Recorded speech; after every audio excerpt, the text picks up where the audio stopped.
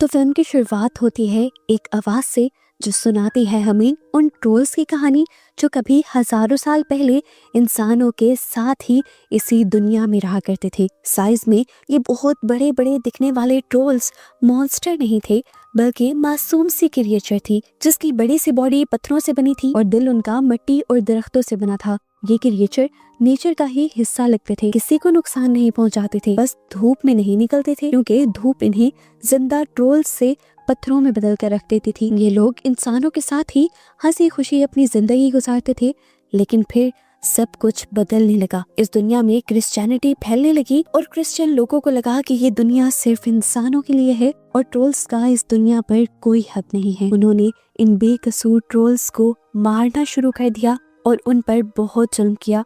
वो ट्रोल्स को जबरदस्ती खींच खींच कर धूप में लेकर आते थे ताकि ट्रोल्स पत्थर बन जाएं। क्रिश्चियंस का होली वाटर, होली बेल, ये सब चीजें ट्रोल्स को बहुत ही ज्यादा दुख देती थी, ट्रोल्स को कमजोर कर देती थी और क्रिश्चियंस इन चीजों का फायदा उठाते थे। हमें पता चलता है कि इस कहानी के मेन कैरेक्टर नोरा के डैड नोरा को हमेशा से यही कहानियां सुनाते थे। वो हमेशा नोरा से कहा करते थे कि मैं इस चीज को लेकर बहुत दुखी रहा हूँ कि इंसानों ने बेचारे ट्रोल्स की मदद नहीं की। इस टाइम पर नोरा अपने डैड से प्रॉमिस करती है कि अगर अभी भी इस दुनिया में अच्छे ट्रोल्स हुए तो वो हमेशा उनकी मदद करेगी। अब सीन कट होकर हमें फाइनली बड़ी हुई नोरा को दिखाया जाता है। पता चलता है कि उसके डैड मर चुके हैं और उनके गम में वो सबसे अलग एक जंगल में रहती है और ट्रोल्स पर अभी भी रिसर्च कर रही है। कुछ साल पहले उनका सामना ट्रोल्स से हो चुका है। जितनी भी उसके जहन में कंफ्यूजन थी ट्रोल्स को लेकर, वो सब खत्म हो गई है और वो अब पहले से ज्यादा अच्छे से ट्रोल्स पर रिसर्च कर सकती है।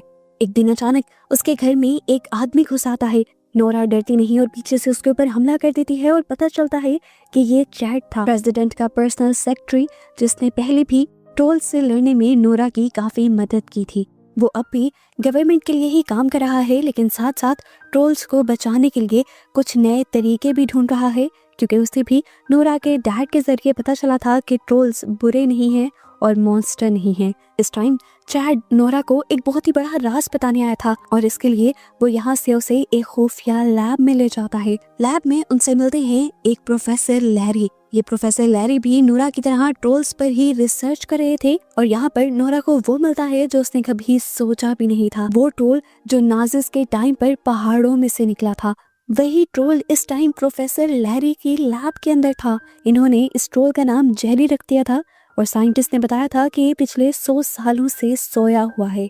यहाँ पर नोरा को ये भी बात पता चलती है कि साइंटिस्ट अपनी रिसर्च के लिए इस ट्रोल के काफी सारे हिस्सों को काटते रहे हैं और ये बात सुनकर नोरा गुस्से से भर जाती है। उसे ट्रोल के लिए दुख हो रहा था। वो अब एक लिफ्ट के जरिए ऊपर ट्रोल के कान के करीब चली जाती है और चुपके से उसके कान में एक पोएम सुनाने लगती है। नोरा का प्यार, उसके इमोशंस एकदम से ट्रोल्स को आंखें खोलने पर मजबूर कर देते हैं और पता चलता है कि 100 सालों बाद जेरी नाम का ये ट्रोल दोबारा से जाग उठता है। खुद को बंधा हुआ देखकर वो पागल हो गया था। गुस्से में वो सारी लैब को तोड़ने लगा, यहाँ तक कि उसने नोरा की लिफ्ट को भी दूर फेंक दिया, लेकिन लिफ्ट की बेल्ट्स की वजह से नोरा की जान बच गई। दिखाया जाता है कि अब ये ट्रोल अपने आप को आजाद करके ये लैब तोड़कर बाहर निकल चुका है और जाते ही उसने हर जगह तबाही फैलाना शुरू कर दी है। वो कुछ नहीं देख रहा कि उसके पाँव के नीचे कोई कार आ रही है, कोई इंसान आ रहा है या किसी का घर आ रहा है। वो हर चीज को कुचलते हुए आगे बढ़ जाता है और एक जगह हमें दिखाया जाता है जहाँ पर सारे बच्चे पार्टी कर रहे होते हैं। वहीं पर ट्रोल उस घर की छत को तोड़कर वहां से उन बच्चों को निकाल निकाल कर खाने लग जाता है। ये ट्रोल पहले ट्रोल्स की तरह अच्छा नहीं था। ये बात जल्द ही नोरा और उसके सारे साथियों को पता चल जाती है और ये लोग उस ट्रोल को रोकने का सोचते हैं। नोरा की पूरी टीम की मीटिंग प्रेसिडेंट के साथ होती है। प्रेसिडेंट चाहते थे कि इस ट्रोल को मार दिया जाए, लेकिन नोरा और चैड ये नहीं चाहते थे कि ट्रोल मर जाए।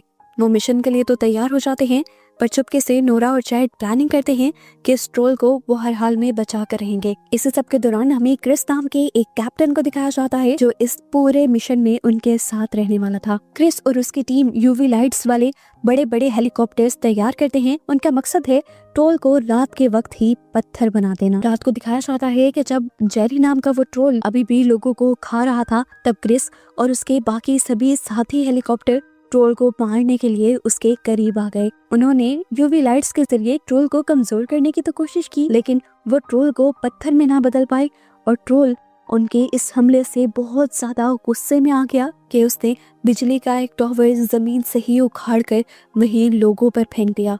इस सब में क्रिस के दोस्त का भी हेलीकॉप्टर तबाह हो गया और क्रिस का दोस्त भी मारा गया। अपने दोस्त की मौत देखकर क्रिस को बहुत ज्यादा गुस्सा आ जाता है। वो बदले की आग में जलने लगता है और ट्रोल को मारने का सोचता है, लेकिन नोरा जो उसके पीछे बैठी हुई थी वो उसे समझाती है कि हम इंसानों ने ही इन ट्रोल्स को मॉन्स्टर बनाया है। ये सब लोग नोरा से पूछते हैं कि आखिर करना क्या है, ये तो इतनी तबाही फैला रहा है। नोरा कहती है मेरे पास एक आइडिया है। ये कहकर सबको वो एक बड़ी सी गार के अंदर ले जाती है और यहाँ हमें पता चलता है कि दुनिया में जेरी के अलावा एक और भी ट्रोल था। ये ट्रोल बहुत अच्छा था और कई सालों पहले नोरा को दिखा था। नोरा काफी मर्तबा इस ट्रोल के पास आती जाती रही, इसलिए ट्रोल उसका अच्छा दोस्त बन गया था और अब जेरी को खत्म करने के लिए नोरा इस अच्छे ट्रोल की मदद लेना चाहती थी। नोरा यहाँ पर इन्हें एक बहुत बड़ा सच ये बताती है कि इंसानों ने इन सभी ट्रोल्स को इन्हीं पहाड़ों में, इन्हीं गारों में मार दिया था और उस टाइम बस ट्रोल का ये एक छोटा सा बच्चा बचा था जो अब कितने 100 सालों में इतना बड़ा हुआ था। खैर नोरा ने इस ट्रोल का नाम कुदरत रखा हुआ था।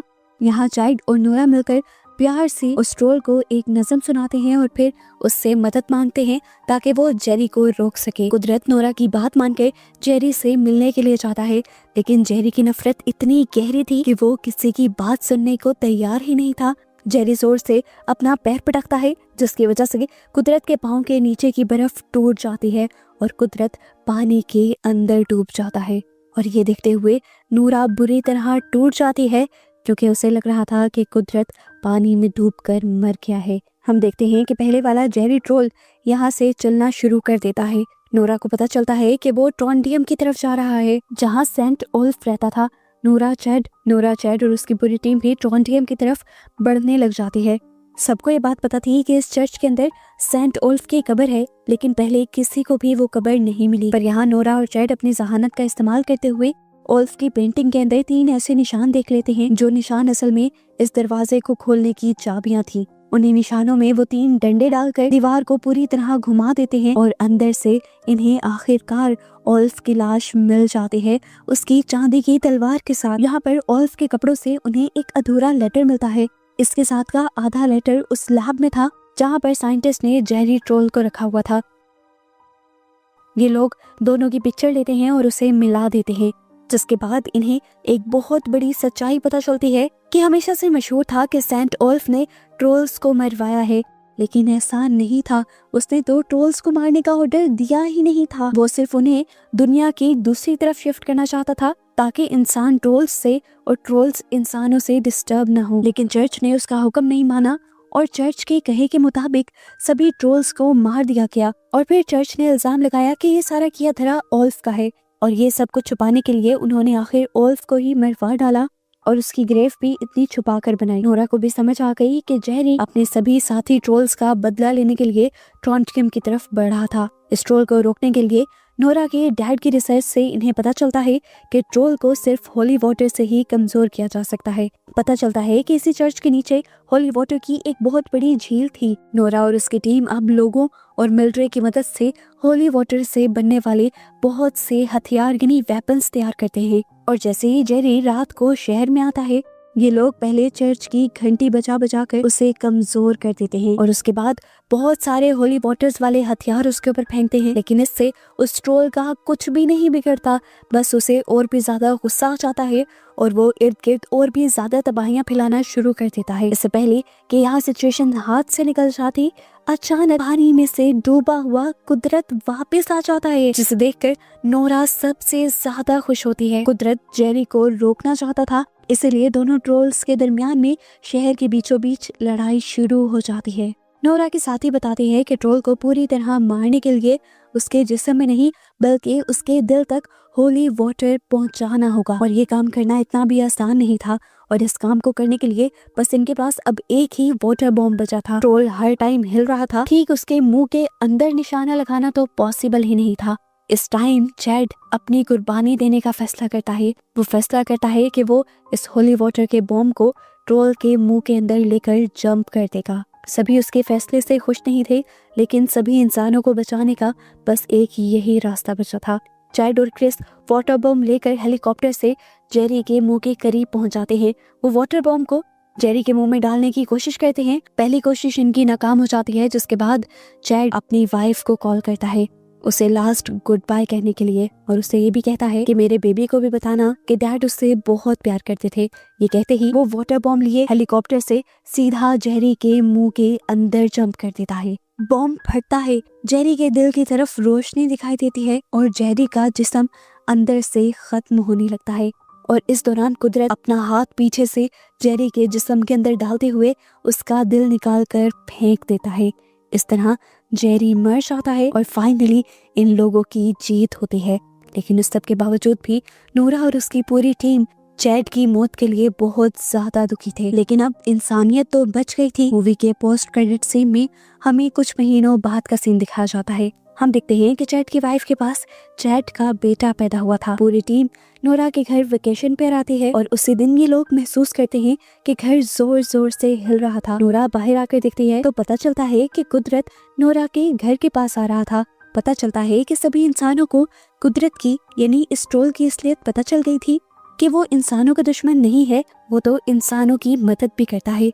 इसीलिए अब वो इंसानों की इस दुनिया में छुपकर नहीं रहता था, बल्कि खुले में सुकून से रहता था। आसान लफ्जों में बात करें तो ट्रोल्स और इंसानों के बीच में दोबारा से दोस्ती हो चुकी थी। अब ये दोस्ती कब तक दोस्ती ही रहेगी, इस बात का तो कोई नहीं जानता, क्योंकि हम देखते हैं कि एक प्रोफेसर ने एक छोटे से ट्रोल को अभी भी अपनी खुफिया लैब में कैद कर रखा हुआ है, जो आहिस्ता आहिस्ता बड़ा हो रहा है। और ये उसके साथ क्या करेंगे इसका कोई आइडिया इस टाइम नहीं है। और बस उसी छोटे से ट्रोल को दिखाते हुए ये मूवी यहाँ खत्म हो जाती है।